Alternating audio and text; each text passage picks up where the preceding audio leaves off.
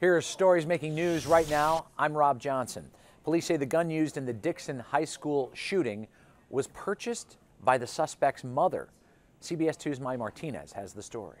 Students were allowed to return to Dixon High School today to collect some of the belongings they left behind when they fled after the school shooting yesterday morning. That's when 19-year-old Matt Milby came in during a graduation rehearsal and started shooting. A school resource officer was able to return fire, wounding Milby. He was taken to the hospital for treatment. Today we're learning he has now been released from the hospital and is in the Lee County Jail. He is charged with 3 counts of aggravated discharge of a firearm, which is a Class X felony. We're also learning today from Illinois State Police that the gun used in the shooting was bought by Milby's mother. Yesterday, she told us that she did not know where the gun came from.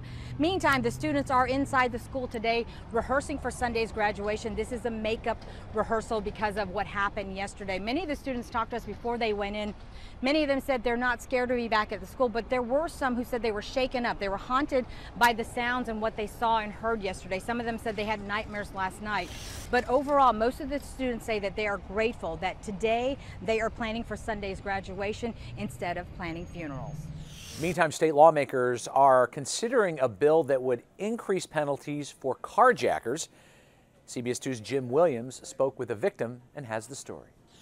We're talking to Kylie here. She was carjacked back in January. She was driving for Lyft. 3 young people got into the vehicle, and we know that the General Assembly is considering a bill that would punish all people in a carjacked vehicle. Kylie, what do you feel about that?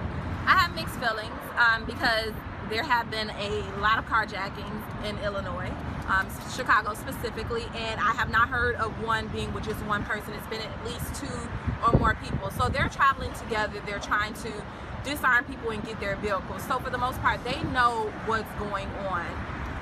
But there is that rare occurrence where somebody may, go and pick up a so-called friend, and that friend may unintentionally think, oh, I'm getting a ride to the store or to run an errand, or even go on a date for that matter, because they may not know that person's situation. But if you have a carjacked vehicle and several people are involved in that carjacking, you think all should be punished? Yes, and if it's happening like right after the vehicle is taken with those people that had done the deed, then yes, those people should definitely be punished. But after the fact, when they're picking up other people, sometimes people get in and they don't know. But for the most part, being a girl who's a South Sider, who grew up next to the hood, for the most part, we know when you're riding with somebody who is a person that's up to no good and who's driving a vehicle that's not their own, or even known for stealing vehicles, you know that you should stay away from that person.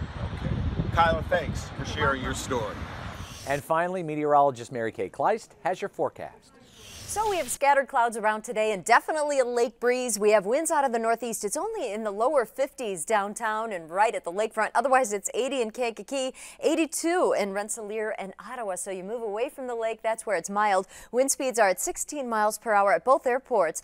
Out of the northeast with that water temperature in the mid-50s, that's why we see that lakefront cooling.